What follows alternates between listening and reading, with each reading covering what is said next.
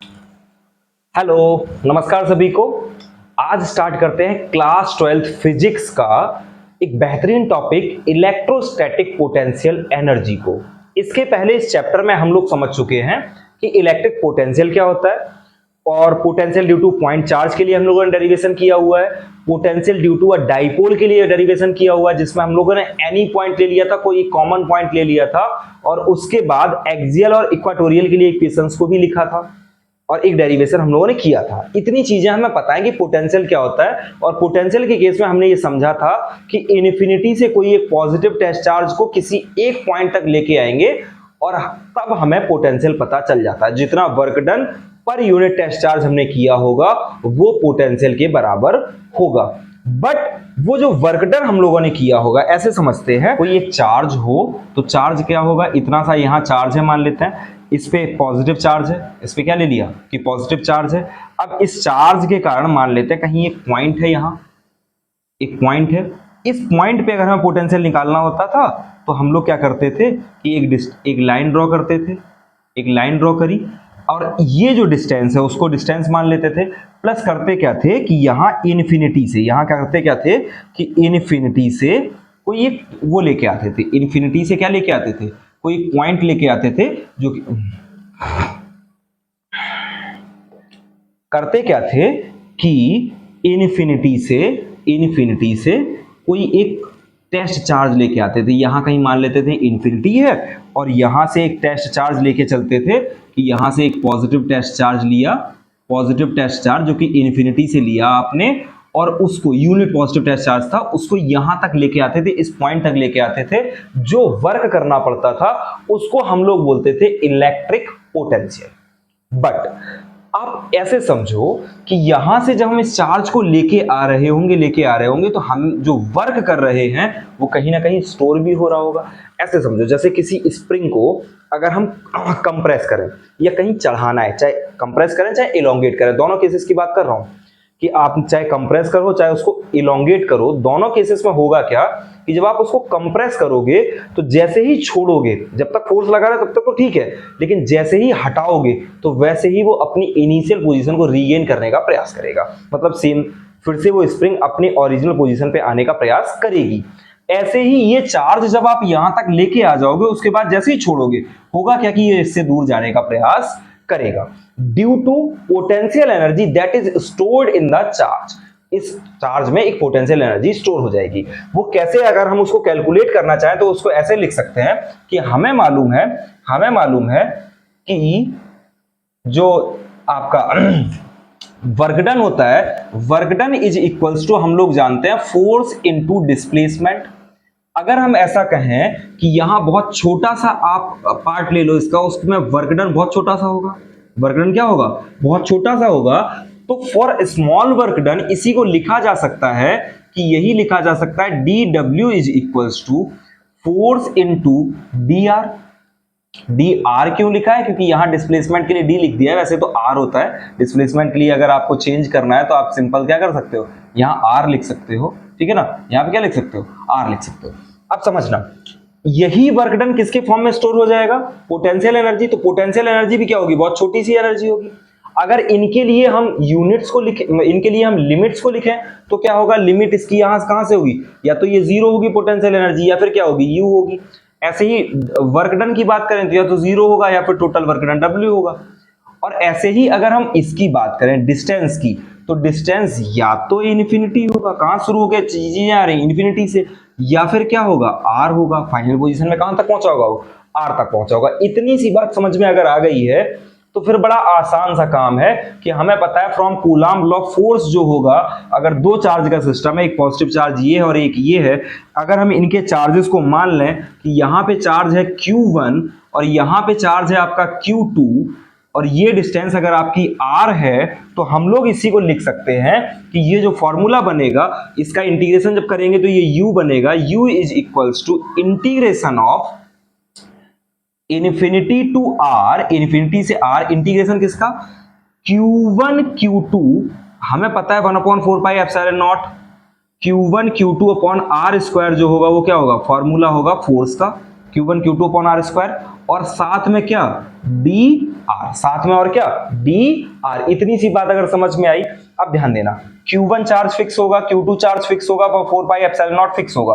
Constant का differentiation integration होता नहीं है, तो उनको बाहर करेंगे, वो बनेंगे Q1 Q2 upon 4 pi epsilon naught और integration of infinity to r 1 upon r square d r, 1 upon r square क्या डी आर। इनको जब हम इंटीग्रेट करेंगे, समझना, इसको इंटीग्रेट करेंगे तो आपको पता है इंटीग्रेशन ऑफ, अगर आपसे ऐसे पूछ लिया जाए integration of r minus 2 d r, लिख सकते हैं इसी को कि नहीं लिख सकते? लिख सकते हैं। इसी का क्या होगा r minus 2 plus 1 upon minus 2 plus 1 upon minus 2 plus 1, क्या बनेगा आर की power minus 1, r power minus 1 upon minus 1, जिसको हम लोग लिख सकते हैं माइनस 1 अपॉन आर।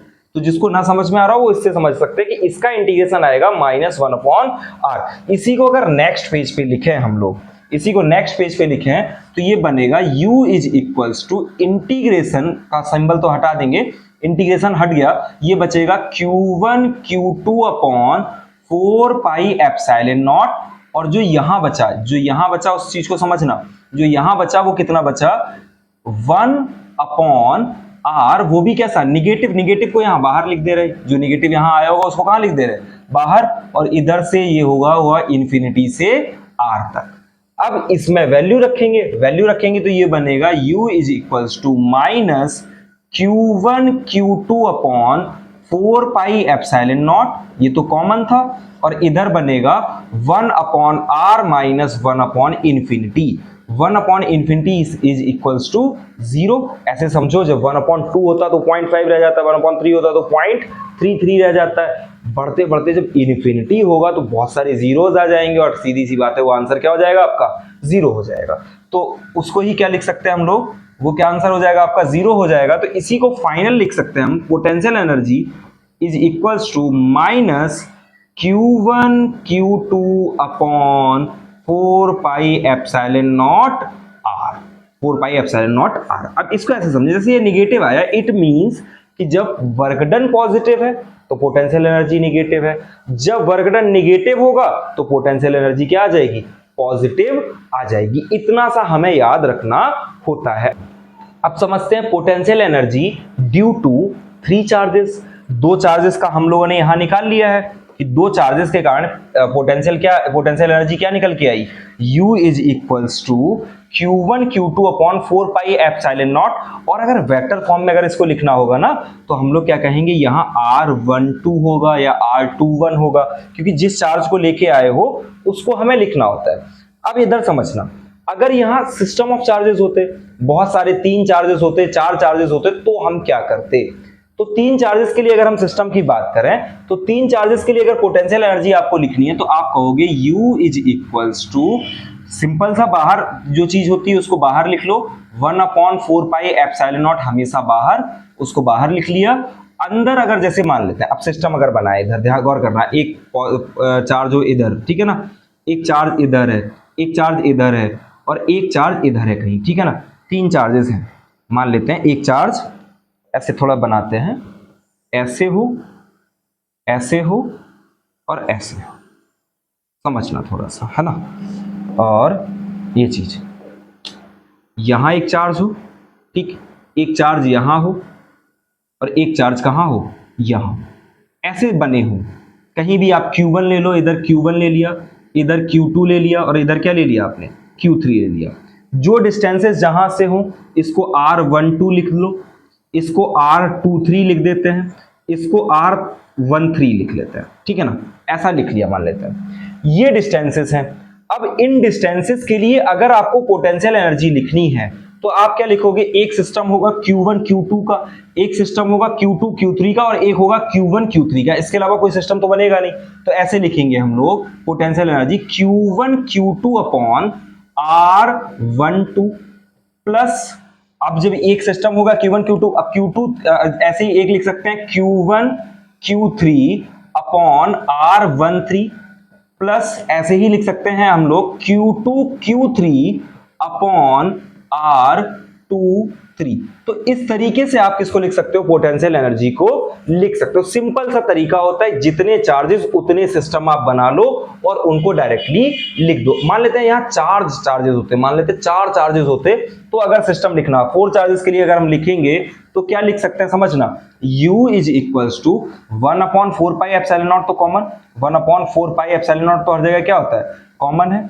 फिर यहां जो बचा उसको गौर करना, यहां क्या लिखेंगे, अब 4 चार्जेस हुए होते, समझना 4 चार्जेस हुए होते तो एक और चार्ज यहां कहीं होता, उसके कारण एक मान लेते हैं यहां कहीं चार्ज होता अगर, तो ये एक डिस्टेंस ये बनती और एक डिस्टेंस क्या बनती, ये बनती और एक डिस्टेंस यहां से बनती, समझना। तो सिस्टम्स की बात अगर हम करेंगे तो उस टाइम पे सिस्टम क्या बनेगा, एक ये तो बना ही रहेगा, ये भी बना रहेगा, ये भी बना रहेगा, ये भी बना रहेगा, समझना, और एक ये भी सिस्टम बनेगा।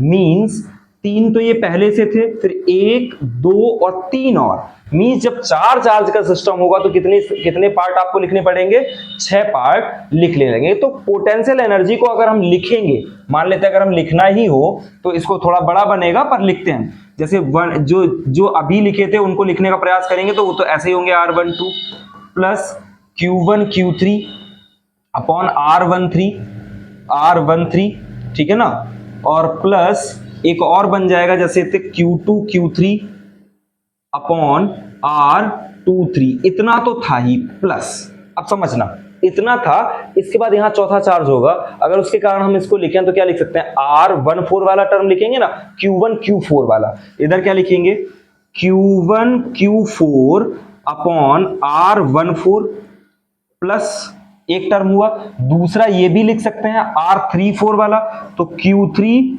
Q4 अपॉन R34 प्लस, और क्या लिख सकते हैं, एक टर्म ये भी बना होगा, ये टर्म बना होगा Q2 Q4 का, तो क्या लिखेंगे इसको, Q2 Q4 अपॉन R24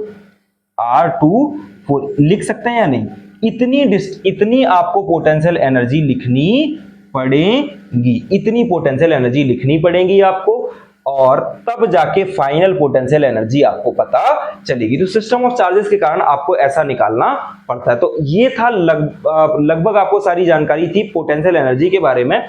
इसी को अगर एक्सटर्नल फील्ड में रखा हो, एक चीज और समझना कि ये चार्जेस तो आपके क्या थे कि ये आइसोलेटेड जगह पे लाए थे हम, कि इन सबको हम इन्फिनिटी से लेके आए थे इन पॉइंट्स तक। बट ऐसा हो कि पहले से कोई एक चार्ज है वो यूनिफॉर्म इलेक्ट्रिक फील्ड में रखा हो, यूनिफॉर्म इलेक्ट्रिक फील्ड में अगर रखा हो तो फिर हम अगर पहली बार चार्ज लेके आएंगे, फिर दूसरा चार्ज लेके आएंगे, फिर उनके कारण 2 चार्जेस का सिस्टम होगा, उनके कारण भी अलग अलग पोटेंशियल एनर्जी निकाली जाती है। तो अभी बहुत सारे टाइप्स हैं जिनको हम लोग समझेंगे। अभी हाल फिलहाल के लिए आप इतना समझो कि पोटेंशियल एनर्जी ये है कि हम किसी चार्ज को लेके आए इन्फिनिटी से, और उसके कारण जो हमें वर्क करना पड़ा, वो वर्क स्टोर हुआ उस चार्ज के अंदर एज अ पोटेंशियल एनर्जी, और जैसे ही हम वो वर्क करना छोड़ देंगे तो वो दूर होगा या पास आएगा। अगर नेगेटिव चार्ज के पास आ रहे हो तो वो पास आएगा, बट जनरली हम लोग पढ़ने के लिए पॉजिटिव चार्ज लेते हैं, तो पॉजिटिव चार्ज से वो दूर जाएगा। तो जब वो दूर जा रहा है इट मीन्स कि उसके अंदर पोटेंशियल एनर्जी है, वो अपनी पोटेंशियल एनर्जी को खर्च करेगा, एज अ काइनेटिक एनर्जी में कन्वर्ट करेगा उसको, ठीक है ना। तो इतना सा आपको पोटेंशियल एनर्जी के केस में पता होना चाहिए। अगले वीडियो में हम लोग समझेंगे इक्विपोटेंशियल सरफेसेस को, और प्लस एक्सटर्नल फील्ड में जब पोटेंशियल एनर्जी निकालनी होगी चार्जेस के कारण, जो चार्जेस को रखेंगे उसको समझेंगे, और रिलेशन समझेंगे E और V का, या कह लो आप पोटेंशियल ग्रेडियंट को मैं समझाऊंगा कि पोटेंशियल ग्रेडियंट आपका क्या है।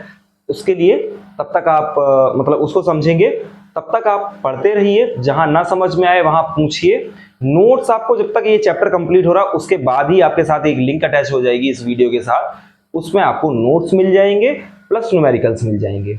तो जो भी आपको ना समझ में आता हो वो कमेंट करिए, पूछिए आप मुझसे, और डायरेक्ट जो भी आपको पूछना हो वो आप मुझसे पूछ सकते हो, और मैं आपको जरूर बताऊंगा। तब तक के लिए पढ़ते रहिए।